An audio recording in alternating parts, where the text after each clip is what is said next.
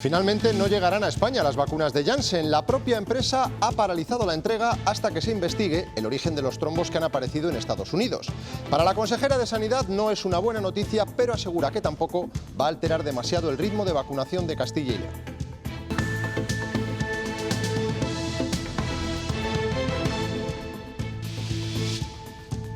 La vacuna de Janssen es una de las grandes esperanzas para alcanzar cuanto antes los objetivos de vacunación. Con una dosis es suficiente para inmunizarse contra el COVID. Mañana iban a llegar las primeras. Con todo lo que supone este frenazo, Castilla y León agradece la prudencia de la farmacéutica. A mí siempre me parece bien que se apueste por la prudencia. O sea, yo creo que estamos hablando de salud, pero bueno, esperamos que esto sea simplemente una comprobación y que finalmente pues sea un efecto secundario muy raro y que no tenga mayor trascendencia. Buenas tardes. Un nuevo contratiempo que contrasta con el bochornoso espectáculo que han dado nuestros políticos en las Cortes. Primer pleno después de la moción y muchos nervios. Reproches continuos, comentarios desafortunados, expulsiones y mucha tensión. Rubén Hernández. Pocas sesiones tan movidas se recuerdan en las Cortes como la de esta tarde. Y desde el principio, cuando la exprocuradora de Ciudadanos, María Montero, intentaba hablar y el presidente del Parlamento se lo impedía. A partir de ahí, crispación en continuo aumento hasta que la consejera de Sanidad hacía un comentario sobre la salud mental de una procuradora del PSOE y se desataba la gran bronca. Señora Sánchez, señora Sánchez, la llamo al orden por tercera vez. Abandone el hemiciclo ya. Si a esa señora déjela ir, la falta de respeto, presidente, señora Sánchez, abandone el hemiciclo. Pedro Sánchez describe los 140.000 millones de euros de los fondos europeos como la mayor transformación de España desde su entrada en el club continental. Del plan de reformas, 13.000 millones serán para movilidad sostenible. El teléfono ha sido una herramienta clave durante la pandemia para la atención sanitaria. En un año se han realizado 23 millones de llamadas en Castilla y León que han sostenido el sistema. A medida que mejoren los datos de contagios, se irá retomando la atención presencial, pero la Consejería aprovechará la experiencia telemática para acelerar el seguimiento de pacientes crónicos, la gestión de bajas o los primeros filtros. Tras una pequeña tregua, vuelve la lluvia. Las precipitaciones mañana se irán extendiendo y serán intensas en el sur, sobre todo en el sistema central. Eso sí, suben las temperaturas y desaparecen las heladas. La vacuna de Janssen de momento se paraliza y se suspenden las entregas. En España se iba a administrar a la franja de población de entre 70 y 79 años. El porcentaje aparecido de trombos en Estados Unidos es muy pequeño, pero por seguridad la farmacéutica actúa de este modo. ¿Qué ha dicho el gobierno, David Aragonés?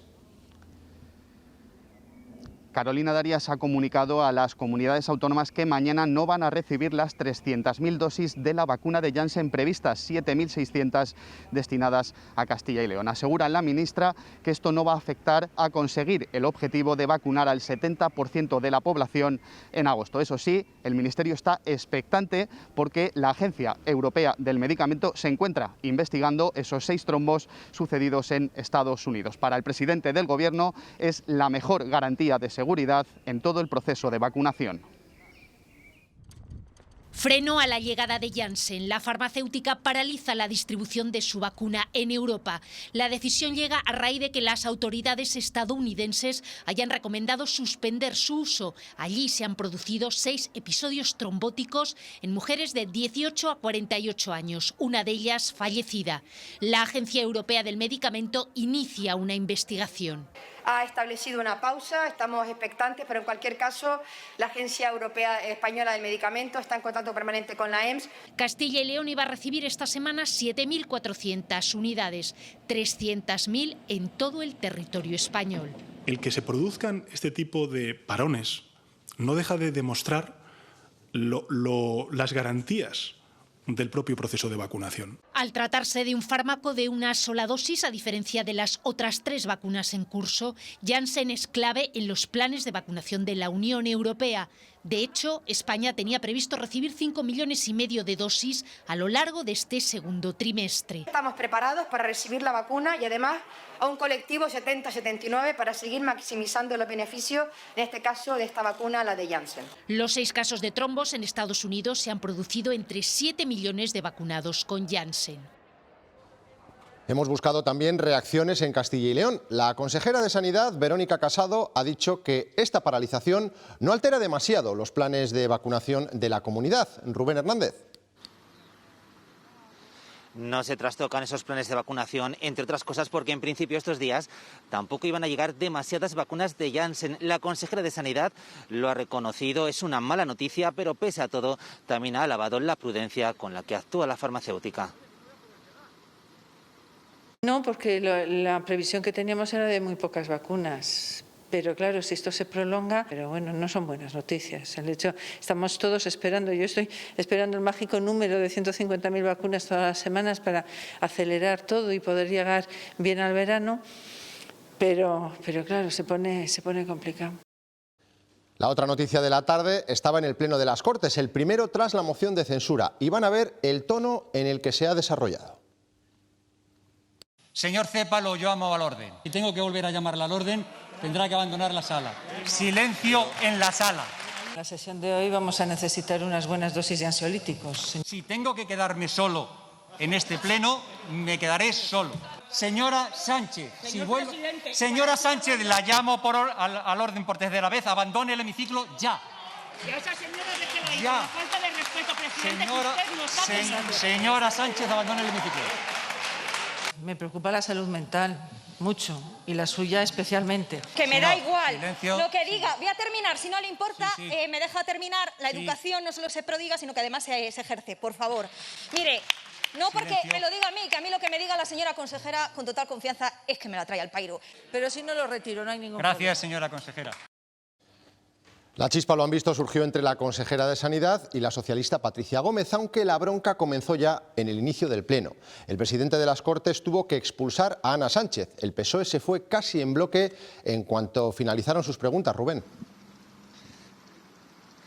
De esa forma reaccionaba el PSOE, lo que ocurría minutos antes y en especial a la expulsión de Ana Sánchez, que no hay que olvidar que no es solo una procuradora socialista, sino que además es la vicepresidenta segunda de la Mesa de las Cortes. Con esta crispación, con esta tensión, lo de menos casi ha sido el cara a cara entre el líder de la oposición y el presidente de la Junta, y no porque hayan rebajado el nivel de sus reproches, que esta vez ha tenido como protagonista el superávit en las cuentas de Castilla y León, algo que, dice Luis Tudanca, es inconcebible en plena pandemia. Dice el líder socialista que debería haberse gastado más, y Fernández Mañueco le ha respondido calificándole de oportunista. Podrían haber gastado 457 millones de euros más para ayudar a la gente de Castilla y León y no lo han hecho. Han dejado dinero en el cajón en lugar de ayudar a la gente. Aparte de su fracaso con la moción de censura, la irresponsable moción de censura, usted lo único que ha hecho ha sido generar incertidumbre. El Gobierno de España ha puesto 232 millones de euros para ayudas directas. Usted tiene que poner hoy mismo 162. Hace unas semanas, cuando ponía dinero la Junta de Castilla y León, usted callaba. Del pacto con el diálogo social, usted callaba. Otras convocatorias especiales, usted callaba. No es el turno para usted, lo siento. Era el momento en el que el presidente de las Cortes negaba la palabra a la procuradora no adscrita María Montero al inicio del Pleno. Ella ha abandonado después el hemiciclo y ha remitido un comunicado en el que vuelve a cargar contra su antiguo partido, Ciudadanos, y contra el Partido Popular. Dice que no descarta acudir a los tribunales para defender su derecho de participación en el Pleno y lo califica de cacicada vergonzosa de quienes, dice, se creen por encima de todos. Para Montero, esta decisión es consecuencia del nerviosismo de PP y Ciudadanos por perder la mayoría absoluta, y remarca que es una actitud soberbia y manipuladora. El sector del taxi se ha convertido en aliado para trasladar a los usuarios a los centros de salud de otros pueblos donde se les da cita para la vacuna. Navalmanzano, en Segovia, paga este servicio a sus vecinos. Un equipo de esta casa les ha acompañado esta tarde. 13 kilómetros es la distancia entre las localidades segovianas de Navalmanzano y Carbonero el Mayor, pero esa distancia se hace aún más grande si te citan para vacunar y no tienes a un familiar que te pueda llevar. Este taxi llega puntual a su cita. En Merenciana aguarda junto a su hija Charo. Con movilidad reducida, a sus 91 años va a ser vacunada con la primera dosis. Como dicen que había que vacunarse, pues cuanto antes mejor. Un servicio costeado por el Ayuntamiento de Navalmanzano que le traslada hasta Carbonero el Mayor, lugar donde se inoculan las dosis a los vecinos de 14 municipios de la provincia de Segovia. Allí pasa al interior del centro sanitario, pero la sorpresa es mayúscula al salir apenas 2 minutos después. Tienen vacunas, pero para la de AstraZeneca y tal, que no es la que la toca ella. Que nos llaman esta tarde para venir mañana otra vez. Y pues a lo mejor va a venir Rita. Aún sin digerir del todo esta noticia, Charo lamenta el viaje en balde. Lo que nos hemos encontrado es esto, digo, ¿y cómo no habéis avisado antes que venimos de otro pueblo aquí? Dice, bueno, es que tiene que ser Segovia la que avise. 30 minutos después de ser recogida por el taxi en casa, en Merenciana regresa de vuelta, pero este mismo camino tendrá que emprenderlo de nuevo si quiere recibir la tan ansiada vacuna. Para llegar a los puntos de vacunación en las ciudades también es muy importante este medio de transporte. Estos días el trasiego de taxis está dando un pequeño balón de aire al sector, uno de los más castigados por la pandemia. Los puntos de vacunación masiva parecen estos días una estación más. Muchos convocados se convierten en clientes. Tiene poca movilidad y venimos más en el taxi. No, porque llueve. Tanto movimiento es un alivio para el sector, parado durante meses. Un pequeño empuje que nos da. Sí, la verdad es que sí que se nota. Hay más movimientos, pues esos movimientos terminan en carreras de taxi. Y las conversaciones en el coche también son más agradables. Salen contentas por el tema de que les han puesto la vacuna por sus familiares. Estamos contentísimos de que nos toque ya. Así es un alivio llegar a casa. Cada día que llegabas a casa, yo, según abrías la puerta, yo tenía que echar atrás a mis hijos, por miedo a que yo hubiera podido tener algo y contagiarlo. Los taxistas tienen en la vacunación la esperanza para recuperar su negocio. Esperando que esto se abra, que las vacunas hagan su efecto y que abran de una vez el mercado y que la economía se recupere para engancharse todos en ello. Y realmente se empieza a vacunar la gente, empieza a haber una inmunidad en España, entonces se empezará a quitar restricciones y nosotros empezaremos a trabajar. Hasta que ese momento llegue, piden ayudas que permitan mantener a flote el sector. Segunda jornada de vacunación masiva en el medio rural de la provincia de Ávila. En esta ocasión, el punto satélite se ha trasladado a Arenas de San Pedro. Allí han sido convocadas 600 tarjetas sanitarias de 15 municipios de 4 zonas básicas de salud, todos ellos nacidos en los años 1956 y 57. Mañana el proceso se traslada a Arévalo y el jueves será el turno de la zona básica de Piedrahíta. Yo soy de Arenas de San Pedro, así que me había causado más trastorno tener que subir a Ávila. No te tienes que desplazar, no tienes que salir de tu zona, pues divino. He llegado y bueno, no hay cola, no hay gente, no tengo que esperar y bien, divinamente. Tenemos la vacuna ya, gracias a Dios, que tenemos esa posibilidad y mira, ojalá hubiera sido antes, pero bueno, nunca hay que perder las esperanzas. El presidente del Gobierno ha prometido la mayor transformación de España en las últimas 4 décadas, aprovechando los 140.000 millones de los fondos europeos de recuperación. Hoy ha presentado el plan para acceder a esas ayudas con importantes partidas para potenciar el uso de coches eléctricos o la rehabilitación de viviendas. Ese libro azul es el motivo de su segunda comparecencia en 2 semanas consecutivas tras un Consejo de Ministros. Del mayor esfuerzo de modernización que va a hacer España en los últimos 37 años. Así describe el presidente del Gobierno el Plan de Recuperación y Resiliencia, que Moncloa tiene que enviar a Bruselas para poder recibir los 140.000 millones de euros de los fondos europeos repartidos en ayudas y préstamos. Lo ha analizado, pero no ha aprobado todavía, la Comisión Interministerial para estas ayudas, en la que están todos los miembros del Ejecutivo. Durante los próximos 6 años, España va a emprender 102 reformas y 110 grandes inversiones. Ha enumerado algunas reformas como la del sistema sanitario o la justicia y se ha centrado más en inversiones de aquí a 2023. Casi 70.000 millones de euros. El 39% se dedicarán a la transición ecológica, el 29% a la transformación digital y un 10,5% a educación. Sánchez ha destacado varias inversiones, como 13.200 millones de euros para movilidad sostenible con la adaptación de las infraestructuras al vehículo eléctrico, 6.820 millones para rehabilitación de viviendas o 3.400 millones para el sector turístico. De un horizonte esperanzador de progreso, de bienestar. El presidente cree que con este plan el Producto Interior Bruto crecerá más del 2% a partir de este año y que se crearán 800.000 puestos de trabajo. Ayer les adelantamos la propuesta de jubilación del Gobierno que premiará con hasta 12.000 euros a quienes la retrasen y penalizará a los que la adelanten. Lo cierto es que ya hay trabajadores que se retiran pasada la edad legal. En España hay más de 150.000 personas trabajando con más de 66 años y de ellos el 70% son autónomos. Y un dato más, hay 56.000 trabajadores con más de 70 años y la mayoría también autónomos.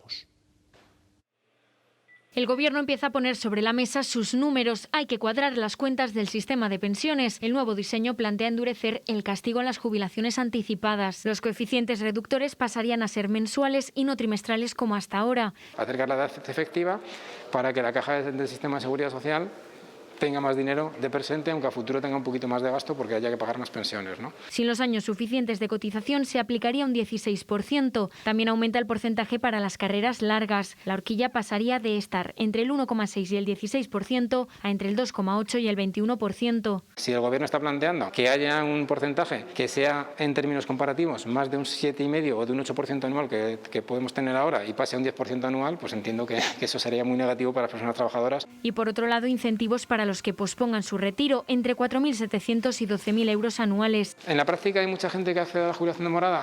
Realmente no, porque al final es una modalidad de jubilación en la que suelen quedarse trabajadores y trabajadoras que tienen mejores bases de cotización, muy probablemente. Los agentes sociales lamentan que se haya dado a conocer en el Congreso y no en la mesa del diálogo social. La mesa que hay constituida es el lugar donde hay que llevar las propuestas, es donde hay que debatirlas. Y el Gobierno plantea además prohibir que los convenios obliguen a jubilarse a trabajadores menores de 68 años. El teléfono ha sido una herramienta clave para mantener, por ejemplo, nuestro sistema sanitario en atención primaria durante la pandemia. Se han realizado 23 millones de llamadas en Castilla y León. La Consejería aumentará la atención presencial a medida que mejoren los datos, pero el contacto telemático entre médico y paciente se va a aprovechar para acelerar algunos procesos. La atención primaria es el servicio sanitario más utilizado. Solo en 2020, los médicos de familia de Castilla y León atendieron más de 23 millones de citas. Cerca de un 20-25% de consulta presencial con respecto a la consulta telefónica, que prácticamente domina el resto de la consulta del médico de atención primaria. Las consultas presenciales son escasas, sobre todo para evitar contagios, pero hay pacientes que necesitan ir al centro de salud por patologías graves o urgentes. Aunque la presencialidad es esencial, la atención telefónica ha llegado para quedarse. Pacientes crónicos estables, para todas las consultas burocráticas, la incapacidad temporal, las recetas. Marta Marina atiende una media de 60 pacientes al día, el doble que hace un año. Las telefónicas a veces las resolvemos en un par de minutos y podemos dedicarle ese tiempo y podemos gestionar mucho mejor el tiempo para, pues a lo mejor dedicarlo a un paciente que necesita venir. Estas consultas también se mantienen en los hospitales. Los especialistas creen que agiliza la atención. Hay pacientes, incluso gente joven que está trabajando, que a lo mejor venir a la consulta para unos resultados en el siglo XXI, que igual es el momento también de aprovechar y adaptarnos todos. El año pasado, los hospitales de la comunidad atendieron más de 3 millones de consultas, muchas de ellas al otro lado del teléfono. En un futuro esperan hacerlo a través de videollamada. Primer día del mes de abril en el que la incidencia no sube en Castilla y León. Noticia esperanzadora. No hemos llegado aún a los 200 casos por cada 100.000 habitantes y en las últimas 24 horas esa incidencia se mantiene en los 194. Burgos, Segovia y Soria permanecen en riesgo extremo. Palencia es uno de los territorios donde ya empieza a notarse la mejora. Palencia es uno de esos territorios donde se ha notado que ha bajado la incidencia del COVID. Ha descendido tanto en la capital como en la provincia, donde se ha pasado de un nivel extremo a un nivel alto, con 238 casos por cada 100.000 habitantes, la misma incidencia que en la capital. Es verdad que ha descendido 40 puntos desde la semana pasada, pero todavía sigue muy por encima de esos 150 casos por cada 100.000 habitantes, el límite marcado por la Junta de Castilla y León y que obliga a cerrar el interior de la hostelería, una restricción que desde hoy ha entrado en vigor en otros 9 municipios de Castilla y León. En este bar ya saben lo que es tener que servir solo en terraza. Continuar aquí, que es duro. Palazuelo de Eresma, en Segovia, supera la incidencia prevista para el cierre del interior de la hostelería y desde hoy vuelve a trabajar a medio gas. Está la cosa difícil, pero con este sistema nos lo ponen mucho más difícil, claro. Espero que sea una semana. No será algo más, al menos 14 días. Tampoco han podido abrir hoy en Arenas de San Pedro, en Ávila. Yo creo que ha sido por unos cuantos irresponsables que tenemos por aquí. Esto es una ruina, pero vamos, pero total. Ni en la Cisterniga, en Valladolid. Al final tendremos que cerrar todo y cerrar todos los establecimientos. Son 3 de los 9 municipios que se estrenan en la lista esta semana y que se añaden a los 21 que ya estaban. Entre ellos, la capital charra. Los hosteleros aquí no pueden estar igual de contentos que en Sevilla. Tú en Sevilla te sientas en una terraza todo el año. Otro mazazo más al sector, en un total de 30 localidades. Siempre lo pagamos lo mismo. Como contraprestación al cierre del interior, algunos hosteleros exigen que se amplíe el toque de queda como mínimo a las 11 de la noche. Durante estos días hemos escuchado a hosteleros, también a algunos políticos descontentos por la decisión de que bares y restaurantes sean los primeros en tener que cerrar cuando empeoran los datos. Un concejal de Salamanca ha planteado una curiosa solución basada en la inteligencia artificial para tomar decisiones. Las próximas medidas contra la pandemia las va a dirigir una inteligencia artificial, porque es la única que es capaz de tomar datos en tiempo real, dejando a un lado la parte emocional y emotiva y teniendo los datos objetivamente como son.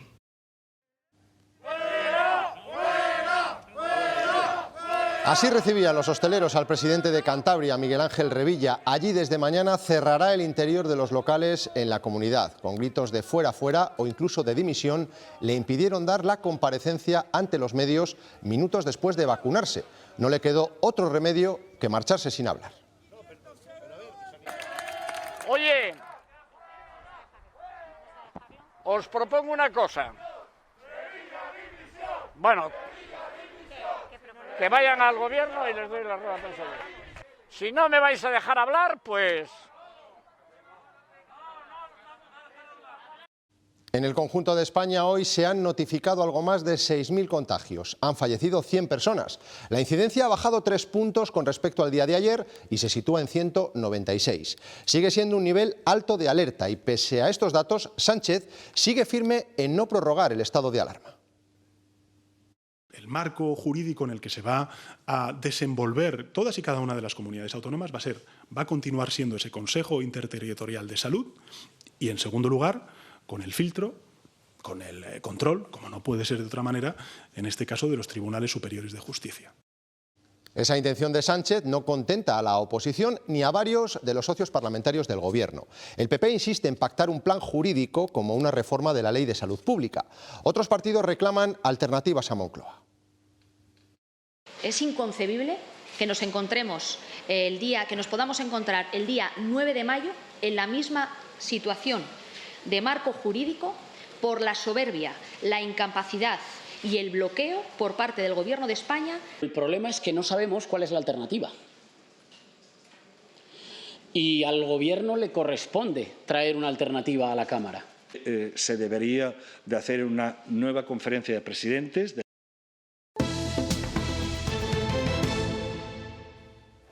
Novedades en el caso de la niña de Valladolid contagiada de una enfermedad de transmisión sexual. Tras las pruebas recabadas, la jueza sí ve un posible delito de abusos sobre la menor.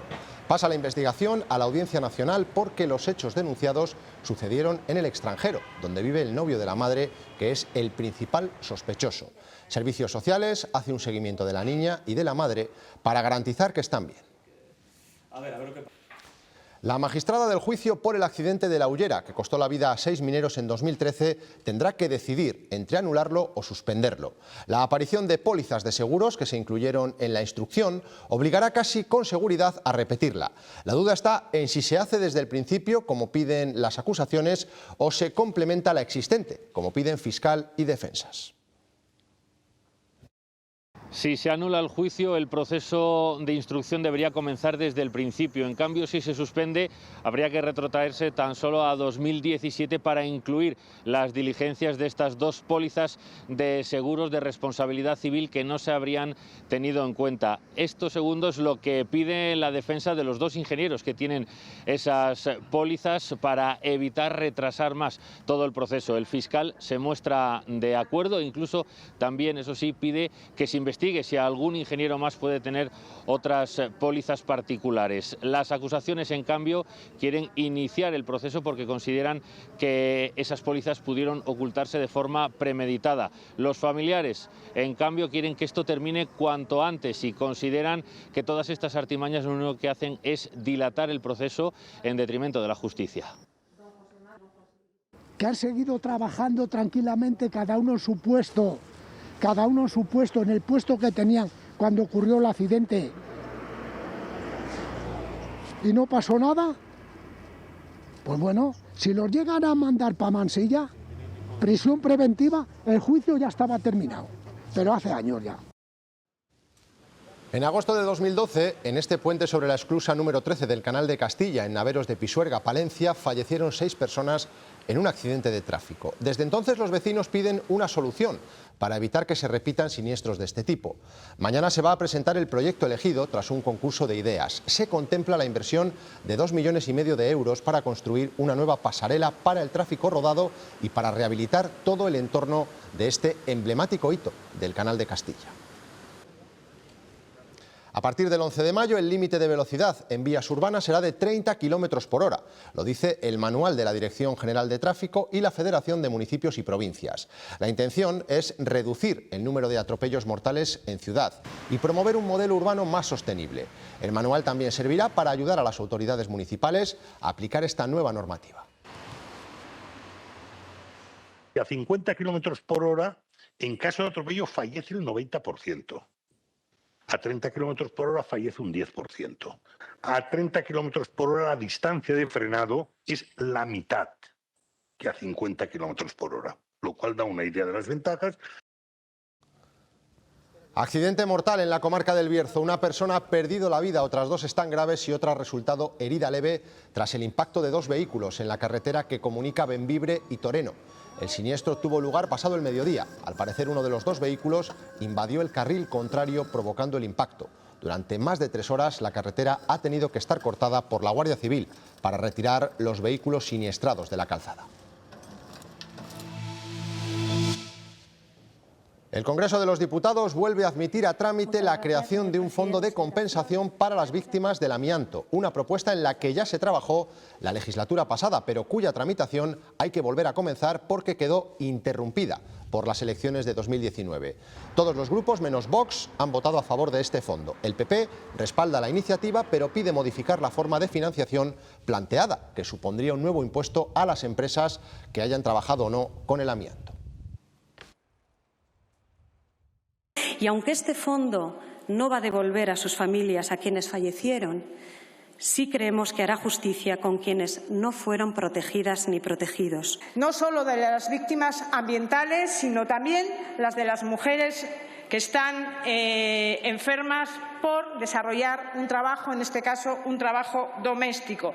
Todo lo que ayude a atenuar el auténtico calvario que comporta la reclamación de las víctimas del amianto ante la justicia debe ser bienvenido. No podemos compartir que estas indemnizaciones se gestionen a través de un chiringuito. Hoy el Parlamento gallego ha debatido el derecho a decidir de los habitantes del Bierzo. El Bloque Nacionalista Galego, en nombre de la formación Coalición por el Bierzo, ha presentado esta iniciativa porque cree que es necesaria una consulta popular para que los bercianos digan si quieren ser una provincia desligada del resto de León e integrarse en Galicia. La proposición no de ley se votará mañana, pero previsiblemente saldrá rechazada, con los votos en contra tanto de populares y socialistas gallegos.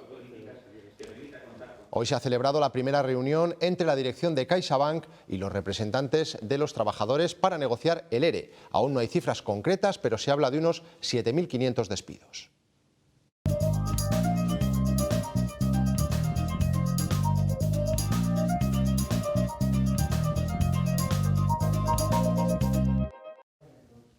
La entidad, tras la absorción de Bankia, asegura que no tiene intención de llevar a cabo un proceso traumático, sino que quiere regirse por criterios de voluntariedad y méritos. El próximo martes dará a conocer las causas y detalles de la reestructuración, pero no es el único banco inmerso en un ERE. BBVA ha convocado a los sindicatos el próximo viernes para plantear su plan de despidos en España, que podría afectar a 3.000 empleados. El coronavirus no ha frenado el proceso de migración en Castilla y León. 2020 terminó con un nuevo récord de llegadas a la comunidad.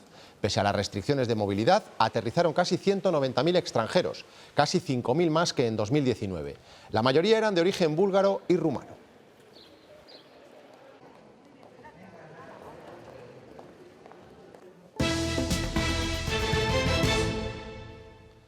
Este gran incendio ha provocado una enorme columna de humo que se ha podido ver a kilómetros de distancia. Ha ocurrido en un polígono de Seseña, en la provincia de Toledo. Se ha originado en una nave de una empresa de logística que estaba siendo desmantelada. Se investigan las causas de este suceso, en el que afortunadamente no hay que lamentar daños personales.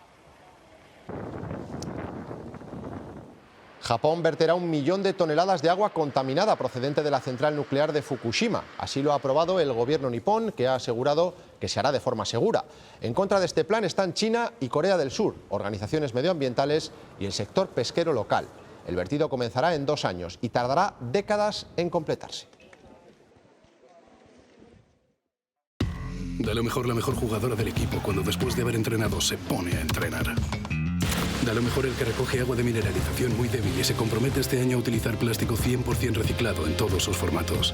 Que quizás aún no sea lo mejor, pero es mucho mejor que otros plásticos porque son botellas hechas a partir de otras botellas.